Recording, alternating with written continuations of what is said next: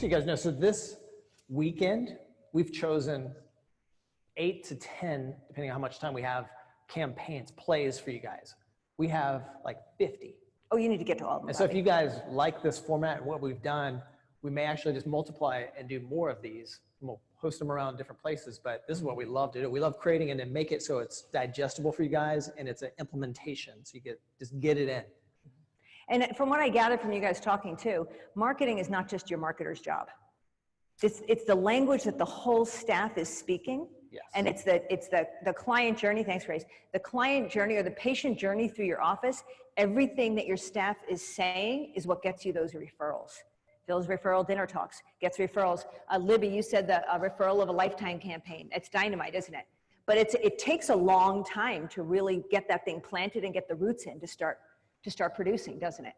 And that is a straight, the referral of a lifetime campaign, it's in the back of the AMI website, is one of those, we send letters out just to check on how people are doing. We call and follow up and check on how they're doing. It's that type of grassroots stuff that speaks to our journey and who we are.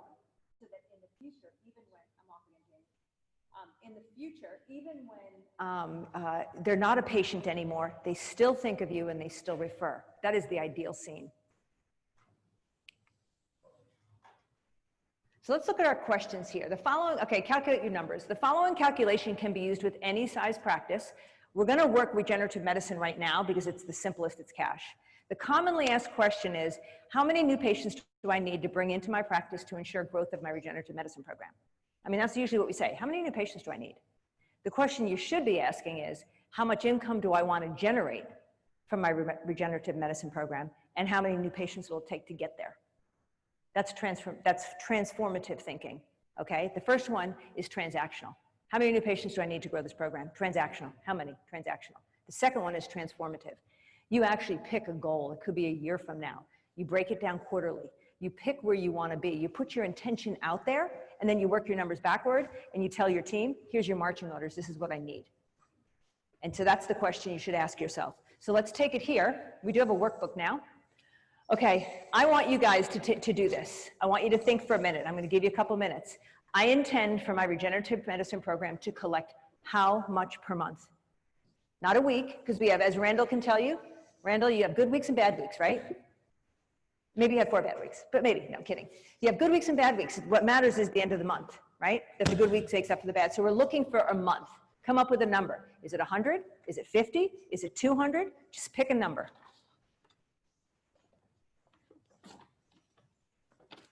Now, anybody on those SBU teams, come, I think it's going to be the end of September, beginning of September, no, September 30th. Okay, by end of September, you guys are going to be on a quarterly call with them, which is going to be setting your goals for the whole last quarter of 2020, right? So this is something you need to be thinking with. They're going to want to know not only your numbers for your regenerative medicine program, but your numbers for your insurance-based program.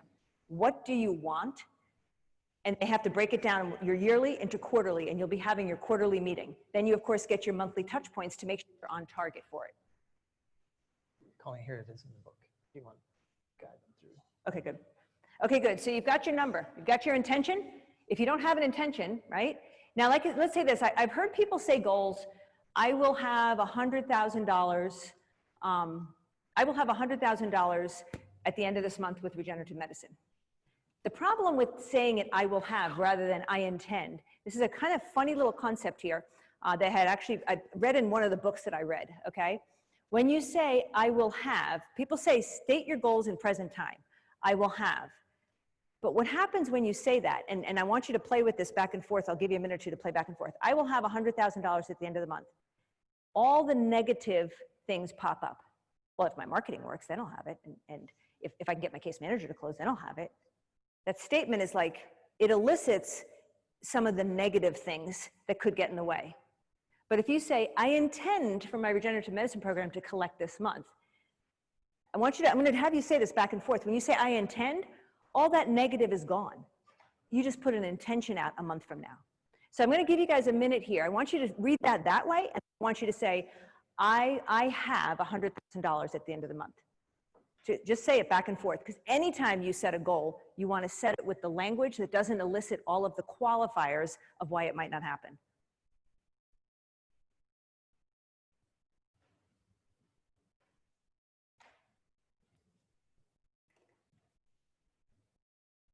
So now you guys have your numbers. Let's see what you intend to have. I have a sample here that I worked up with 100,000. Okay, so let's put your marketing program in context now. Okay, this number there is what you're going to collect. Put that number there. You just came up with it. What's your intent? Sorry, your intention of a monthly collection. And remember, we don't want to say this is your intention 2 years from now. This is your intention in this quarter. Think of this quarter. Okay, say it's 100 grand, 200 grand. What's your budget? Because as Buck and Bobby start talking about all these things and CRM, and we hear Carl saying he's spending 17,000 with TV, but he's doing so well, and then we hear somebody else spending 14,000 on a CRM that they can't use, and you start going, oh my God, this sounds like 50,000 a month. We understand you have to stay in budget. The name of this game is this: you set your intention, you set your budget. And the next month, you set your intention, you set your budget. If you meet your intention, you have more money for your budget.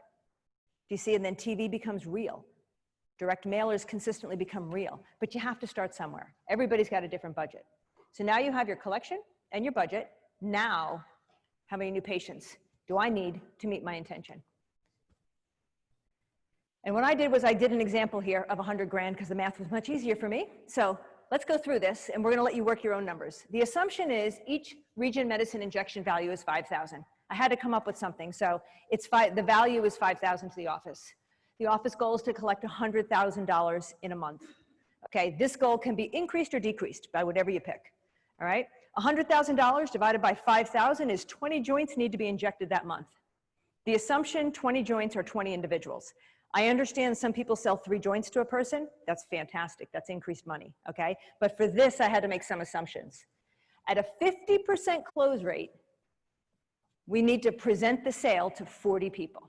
So I want to collect 100 grand. I'm going to get 5,000 in injection. I need to have 20 people close. At a 50% close rate on my sales team, I need to have 40 people present the sale. I need to present the sale to 40 people. 40 new patient arrivals to present the sale. Well, if I've got a 50% show rate from our events, and I heard you guys talking, some of you guys have 40, 50, 60% show rates. We have to take that into account.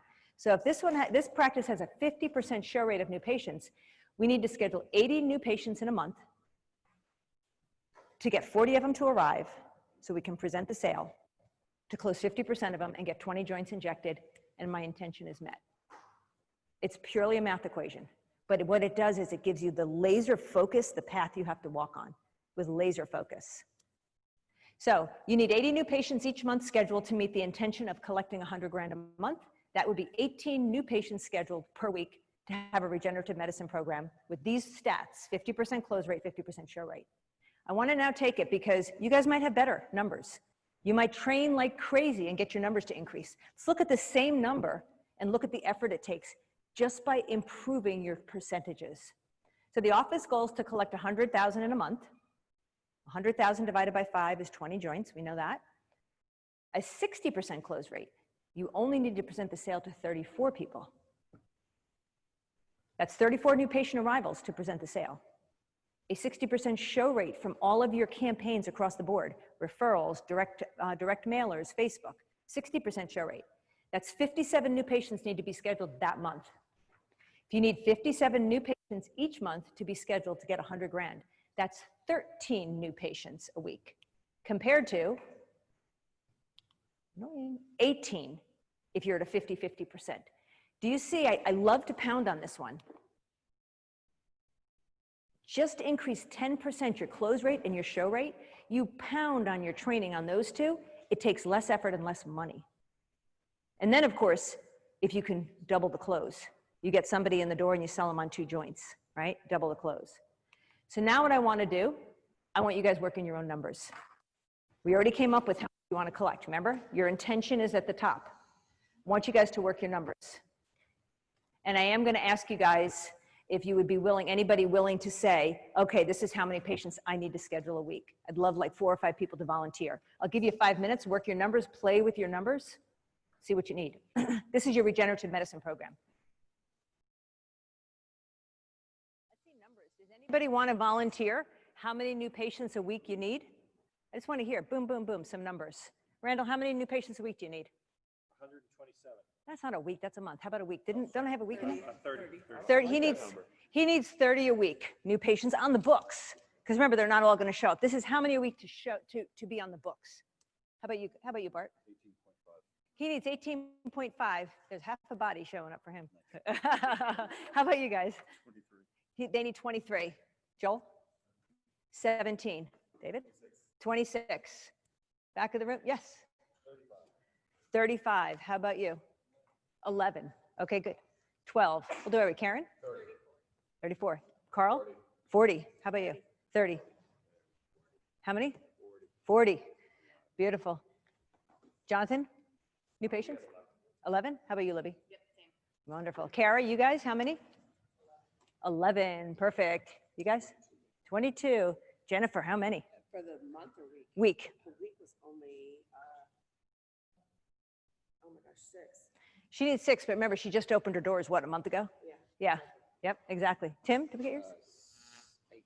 18. Perfect. Good, good, good. Okay, you guys? 30. Okay, perfect. Wonderful. Okay, let's move on. Like I said, we're going to kind of clip through. We'll finish up here. So now you have your numbers? Yes. Jimmy, do you mind picking one real quick? Uh-huh. One of the things you guys should realize too, this is a magic number because as a marketer, if they're looking at just the arrivals and that's all they're focused on, it takes so much energy and effort in its present time. By looking at basically the percentages and reverse engineering and always updating them over time as you're more effective and more efficient, the marketer is actually taking a step back. So now they can actually focus on just loading up the schedule because they should be able to get those results. So as a marketer, it is so freeing. Now, instead of just looking at day to day, that person arrived, they arrived. Instead, they're taking 2 steps back. Like, all right, what kind of campaigns or strategies can I put in place so I'm just loading up the flow, loading up the calendar. It makes such a gigantic difference. It's like a 9-day difference. So just thinking that's again, a transformational way of thinking, but it's also for your team. Absolutely. In fact, what I want you guys to use is that intend word. I intend to have whatever number, write that across the bottom. I intend to have 13 new patients on my books every week. I intend to have 30. You have to write it. Because remember, if you say, I have 30 new patients, you start throwing in all the negativity. If my Facebook campaign works and if my girl actually can do a screening correctly, right? But if you say, I intend to have, you've just cleared all the negativity out and there's your path right there. So do write that on the bottom. I intend to have 13 new patients on my books every week. Or 18 or 30 or whatever your number is. Now, I think Brandon has pretty much hammered into all of you, data is king. Without data, you shouldn't be making decisions. All you're doing is making assumptions off of emotions. Okay, so if you actually don't know how many are on your books next week, what your arrivals are, the percent arrival, what your case manager is closing, if you don't actually have numbers, then what you're doing is you're taking what they say. Classic for a case manager is to say, everybody the marketing person sends in is poor, has no money. How many guys have you heard that before? Right? Yeah. And the marketer is over there screaming like, I sent you good qualified prospects. Well, you don't know what's real and what's not real until you actually have data. So here is that what is next to realize the numbers that you're targeting? What do you have to do? One, you have to create your KPIs to track your performance, your key performance indicators. There's not a ton of them. In fact, that worksheet I just gave you is basically the start of what you have to track. And Bobby made a really incredible point. When you're transactional, you go to work every day and you say, how many new patients are on the books? And you say 3, and you go, oh, we got to do something. And you act, you make motion. When they say 20, you go, going to lunch, I'll be back. And you look at it every day, that's transactional. To have something in the future, you have to put it there. You have to put it into the future, so when you show up in the future, which becomes the present, it's sitting there. So in order to have 30 new patients on the books, it's Friday afternoon, they have to be on the books for the following week. So your marketer is constantly, like Bobby said, it's the future. They need to step back and they need to put enough paid activities and what's the other one? Owned activities, paid and owned activities out there to put the number in the future. So on Friday afternoons, if you're open Friday, without fail, that marketer should tell you how many they've already put into the future. Because if you don't put them on the books in the future, when the day arrives, they're not there. And this is totally true for patient visits. When you say, how many visits are you going to do next week? And you say 200, and you ask a doc, well, how many visits are on your books? It's like, well, I don't know. Well, how are you going to do 200 without getting them on the books? See, if you only have 100 on the books, you can't do 200. It's the same with new patients. So your marketer's constantly stepping back and looking into the future, but now they have a number. They have a number which is going to realize your dream. You dream the dream, you work out the math, you give them the number, they need to step back and they need to create the future. It's their job, it's what they do. So, but in order to track them, you need KPIs. You also need to establish a 90-day marketing program that's diversified enough to ensure a consistent number of new patient arrivals. This is definitely an AMI thing, the 12-week perpetual marketing plan, okay? On the SBU teams, they're gonna be looking at you, the marketer, Sergio and Mark are the two marketing SBU managers. They're gonna be wanting your quarterly goals. And they're going to expect to see a calendar filled with enough events to meet the quarterly goals. They're gonna force you into the future. They're gonna force it into the future. Because you're gonna write your KPIs is yesterday. And the only reason we wanna count yesterday is so we can improve upon yesterday tomorrow. That's why we track stats. We want to repeat what was good and get rid of what was bad. That's the only reason why we track. So you're going to establish your 90-day marketing program. You're going to drill and train to improve upon arrival rates of new patients. Remember that little number, 50%, 60%? Every percent you go up, 61%, 62%, 63%. I mean, I looked at Randall's numbers. They have a 70% show rate on their new patients, right? If you've got a 50% show rate, you just look at that number and turn it to 70%, and you need like a fraction of the new patients. So you drill, drill, drill to be able to improve your arrival rate, which is your confirmations, okay? We all know that when somebody schedules from an event, what happens is you guys are speakers. So you speak to a group of people, okay? I know this to be 100% true because as a physical therapist, you guys all know I worked with traumatic brain injury patients, right? Coma recovery, coma patients, spinal cord injury. I really worked with the families. And what happened was because, you know, at 25 years old, I had lots of energy, right? And people could feed off my energy. And so the families would come in and they'd feed off my energy and I'd tell them how we're gonna help their son and we're gonna do this. And they'd leave all hopeful. They'd come back the next week down in the dumps. And I'd have to do it again and again. And it finally occurred to me, they were just feeding off of my energy of hope. They weren't generating any of their own hope. Okay, and until I recognized that, I could not, what I say, heal the families. I had to actually teach them to generate their own hope, that their child would come home in such a shape that they can have the child. That's what basically what I did. It's the same thing when you guys do talks. When you guys do a talk and people are sitting in the audience, you guys are so amazing at your talks that the patients feed off your energy. They're so excited. I mean, you look at them all, they schedule, right? They're so excited. It lasts about 24 to 48 hours. Your energy lasts in them about 24 to 48 hours before it dissipates and they forget. This is why with your day twos, right? A day two has to be scheduled within 24 to 48 hours because they forget why they even wanted to have care. Okay, you have to almost redo part of the day one if it's later than that. So in your confirmation calls, okay, you're drilling on this. If they're scheduled within a day or two of the talk, there's a great chance they're still living off your energy and you're gonna get them to arrive. We all know a week later, it markedly declines because the person confirming the call doesn't understand that. They have to rehabilitate the energy that you gave that person on the phone before they can confirm that call. They gotta get on the phone, talk about the talk, find out what they liked about the talk, what is it that was real to them, why they scheduled, re-energize the reason why they scheduled to begin with, and then confirm. If they don't do that, you get that market drop in arrivals. I would assume you guys must be doing something like that if you guys have such an arrival rate. Either that or you get everybody in 24 to 48 hours. When it goes 2 weeks out, it's horrible. It comes to 10%. Yeah, we know that, yeah, totally. So you drill and you drill and you drill because the confirmation process on somebody who's 24 hours out from a talk is different than a confirmation process who's a week out from the talk. It's completely different. You drill on it. It's much harder the week out, but it's totally possible. Also drill and train to improve on the close rate of new patients. Okay, that's your case manager. Let me ask you a question on this one. I know I hear from a lot of you guys about financing. Anybody want to just kick out what finance companies you guys are using? I mean, I've heard of Green Sky and I've heard of Care Credit. What is it? Enhanced. Oh, I think AMI has that. Enhanced is on the AMI website. So enhanced financing. Anybody else who has somebody that you go, wow, it's working? I know we came across somebody, Shalyn, who's the company that we haven't tried them out yet, but we're scheduled. RCC, what is that one? Okay, so we have a finance company that's similar to Green Sky that we're going to give a trial on. Anything else? Yeah. And are you talking the loan side, or are you talking the where you get payments? The payment side. Okay, so you're talking the loan, the where you take payments. So if you take a lump sum, if you have a package or a program for maybe 10,000 and they give you 3,000 up front, you probably could put them on payments, right? You want to make sure your costs are covered. Okay. So let's talk the basic key performance indicators a practice should track for regenerative medicine, okay? These are just your basics.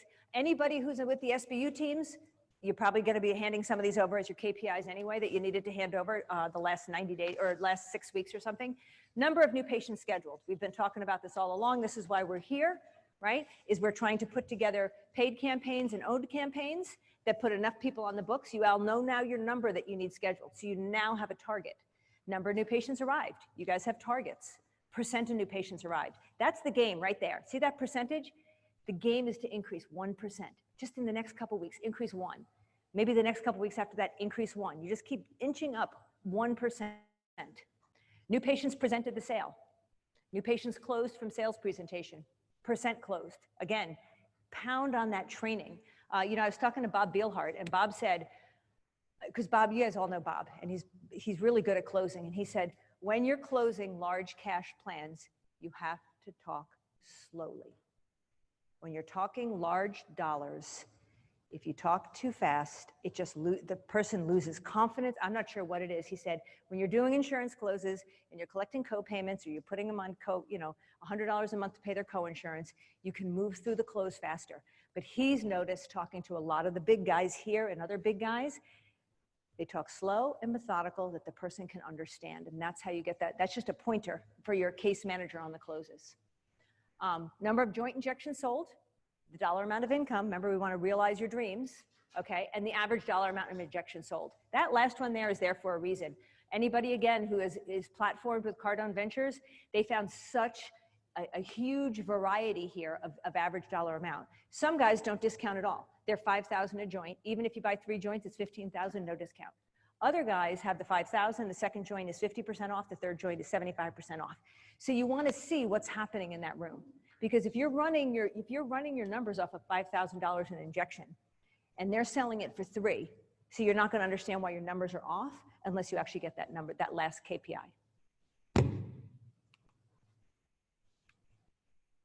Okay, 90-day marketing plan. I'm actually not going to go through this. It's in your book. It's what's in the 12-week perpetual marketing plan that we have that AMI has. It's in your book. I think it's pretty self-explanatory.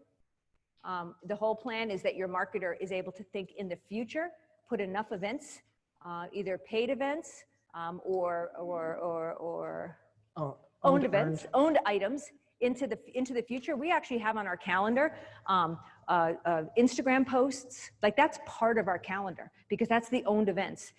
So we actually target how many Instagram posts have to go out. I'm sure there's probably a sweet spot. Well, in the platform review, they went over in crazy detail your guys' information. Like they reverse engineered for like a year and showed you like the variety of what the posts look like, if they're on brand or not, the messaging. Okay. And then there's a number, because some people think 1 post a day is enough. Oh, Instagram's like 3. Yeah. 3. I think we do like 8 a day or something like that. I don't know. Yeah, that's good. Mm-hmm. You just don't want to take days off. Oh, did you hear that? You don't want to take days off. So once you start it, just keep the flow. Just don't drop it. That's that omnipresence. Yeah. Yeah, you can't disappear and come back. Right, I get it. Okay, good. So this is your marketer putting it into the future by planning the events. Oh, I know this is the last one here. I'm going to look at number 8. Always evaluate the results of your campaign. This one is so easy to fall out. And there's actually a form in your book. It's on the AMI website, is the post-event recap form. Repeat what works and eliminate what does not work. There's 2 slides left. 2 slides left. Here we go. And here's the form. So let me show you this. I'm not going to go into too much detail. If you click it once, it should go. If I click it once, it'll all be there? Okay, there we go. Okay, good. At the top of the form, okay, it's all the data about the event, okay? You've got your staff who attended, number of expected prospects. Never schedule an event without a target for the event. So if you have a dinner talk, you target 30 people to arrive, 20 people to schedule. Don't ever send your team out without a target, because then they just set their own targets. So we have here, on here, number of expected prospects to attend, number of actual prospects attending. Remember, this is post-event, so you're actually filling it in. So if you have a target and you didn't meet it, you want to know why. So this, you're sitting down writing the pros of the event, actions to be taken to ensure the pros are repeated in the future, cons of the event, and actions taken to make sure that it is not repeated in the future. Anytime you put money behind a campaign, somebody has to evaluate it afterwards, that you don't keep making the same mistake over and over again. And that's what this form is for. And that's it, end of my slideshow. Okay, any questions at all on that? Yes? Is there going to be any talk about moving to Zoom type events? There is, I think you're doing the, that one of the things this weekend is the webinar events he's doing, yeah. How about you? It seems like most of us are in our communities are not able to do any events, physical events that fulfill my marketing calendar and take your call. So we've shifted now that budget to more advertising, online stuff. I think different areas must be different. We are doing dinner talks now. We get about, I don't know, Shalyn, 20 to 25 to show, maybe? Or 20? The dinner talks, yeah. So yes, for your talks, yes. Lunch is less. Yeah, lunch is less. Yeah, our last function we had was about 20 people. How many? 20. 20. And we have about, what, an 80% schedule rate? Yeah. But for some reason in Chattanooga, of course, Chattanooga is very, the state itself in general is trying to open. So they're a little bit more liberal. Any other questions? I can't have the last part is. Oh, Bobby gave me a worksheet for the last part. Okay. Okay, so my team's first 3 steps to implement. Before you grab your lunch, I'd love you guys to be able to write down from what we just talked about becoming, transformational. Honestly, those 3 definitions would be fabulous to go over with your team to get them thinking that way with those 3 T's. But if you can write down the 3 things that you can kind of take away from what I did and what you're going to be doing.